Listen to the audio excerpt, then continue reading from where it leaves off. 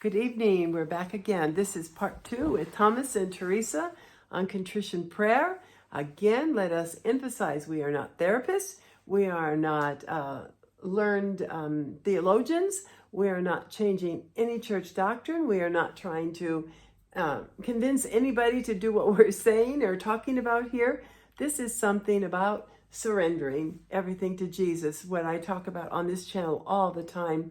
And so I just feel right now that I would say with Jesus, Jesus wants to think in our thinking. He wants to speak in our speaking. He wants to listen with our ears, and he wants to see all of you on the internet with our eyes. And so we say, Jesus, please come, think in our thinking, speak in our speaking, listen in our listening, and let us see you with the eyes of Jesus. And just enjoy what Thomas has had this private revelation, and I found it very helpful, and that's why we're sharing it. And if you find it helpful, good, share it with somebody else. If you don't, delete it and move on. It's not about controversy or anything. Okay, let's go. Okay, so we finished to summarize a little bit or review. We finished the first 3 steps, which have to do with present time feelings. Now we go to the past. Believe it or not, the answers that you give or that you receive, we'll keep it with you working with someone else.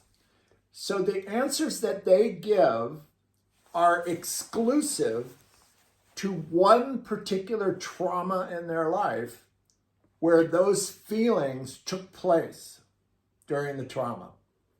So if the person is talking about they're fearful that their marriage isn't going to last because of what's going on between them and their husband, or what's going on between them and another person, that it's affecting their digestion, and that it's like having rocks in their gut. That's what it feels like.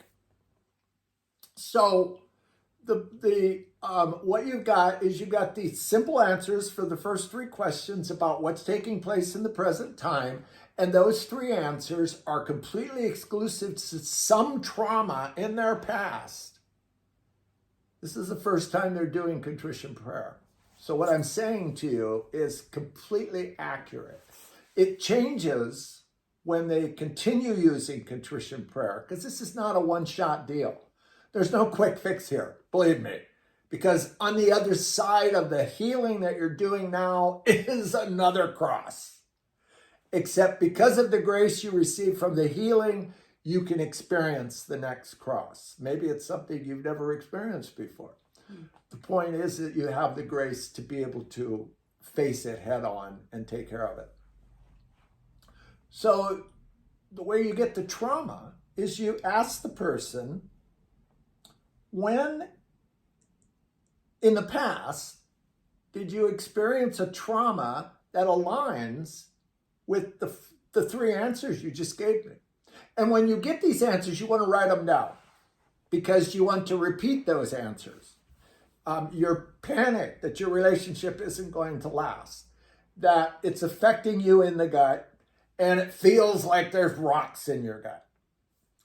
So by this simple review, when you're working with your friend, it'll remind, like it happened with you. All of a sudden you went, well, I remember when I was 7 years old, and here's what happened.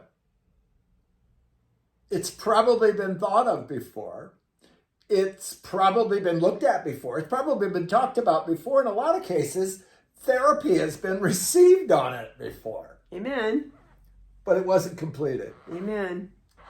So during contrition, we have a choice of either taking responsibility for our feelings or blaming others, being shameful for having experienced it, or regretting that it ever happened and throwing it in the face of God. We have to take responsibility. We have to look at that trauma as if we're just as responsible for whatever that trauma is that happened to us as the person that caused the trauma. We have to be willing to embrace the emotions that came from it. So in every trauma, there's two things that take place.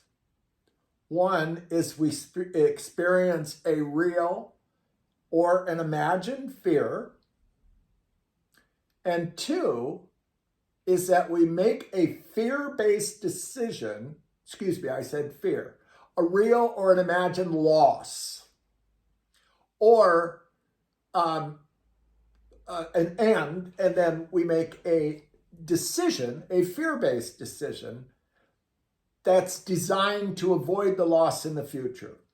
And that's what follows us the rest of our life.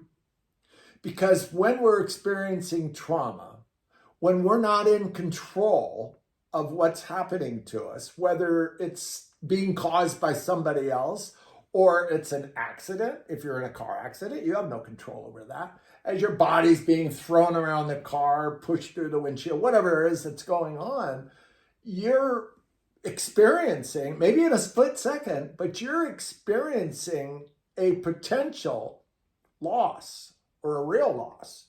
And you make a decision, such as, I'll never get in a car again. Why would I ever want to learn how to drive?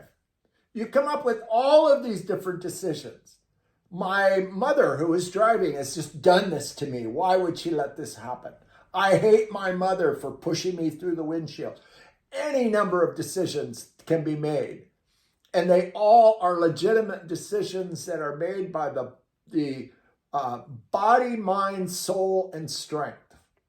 So just like I said on the very first recording, it's not just a matter of loving God completely with our body, mind, soul, and strength. We can also resist God's creation with that, whether we're resisting climbing trees or resisting driving in cars or resisting the person that's driving. Whatever it is the brain chooses to make responsible for this trauma is what we're stuck with until we go back and visit it. So in contrition prayer, we're going back and visiting it, but we're doing more than that, which I'll explain in a few minutes. So we've got the loss. So all you do, very simply, you say, during that trauma that you just explained, and keep in mind, patience and kindness is the key.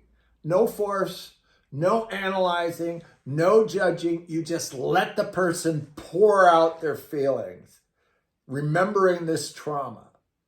And if they stop, and you can see there's more emotion to be expressed, but they're not expressing it. You say, is there anything else you want to say? Don't be surprised if they break down in tears and start sharing things that you couldn't possibly have imagined had happened to anyone, let alone your friend sitting in front of you or your child for that matter. So we allow the person the safety to be able to openly communicate because we want them to feel that emotion and that pain. We want to bring that experience of trauma, everything that they experience, forward into present time. So their body is really struggling with it. So their soul is really struggling with it. That their emotions are being torn apart where they can't stop crying or they're sobbing or they're holding back tears, whatever it is. You want them to feel safe to do that. And the more you allow them that safety, the more emotion they will exhibit. And there's a very important reason why you want them to embrace that emotion at the time that you're working with them. So now we have the sixth step. So the fourth step is find the trauma, which is usually instantaneous when you're the first time you use contrition prayer. The second step is to find the loss that is involved in every trauma. It's either a real, an imagined, or it's a, there's a third step. I keep forgetting this. So you have the real or imagined loss, and then that decision is made to avoid the loss in the future. So now we're at decision. So the decision that's made is always fear-based. It's never logical because the person is not making the decision themselves. It's being done by a part of the brain that's responsible for recording trauma, and it's responsible for safeguarding the body. So that part of the brain is part of the system in our thinking processes that have to do with fight, flight, and fright. And the whole purpose of that part of the brain is to keep our bodies alive. Survival. That's what it's for. So that's why it makes a decision. Don't ever get in a car again, because if it ever happens again, you're going to be pushed through the windshield, experience the same pain and this loss. Don't trust your mother because she wasn't paying attention while she was driving. Whatever computation that's there, as illogical as it is, it's the best decision to be made as far as the brain is concerned to keep you alive. So now we've done 6 steps. We've done the first 3 steps that consult our present feelings. We've done the next 3 steps that consult the trauma and the feelings, the loss, and the decision that we experienced during that trauma. Now we get to the transition stage, and I think we're ready for part 3. Okay, be back in a minute.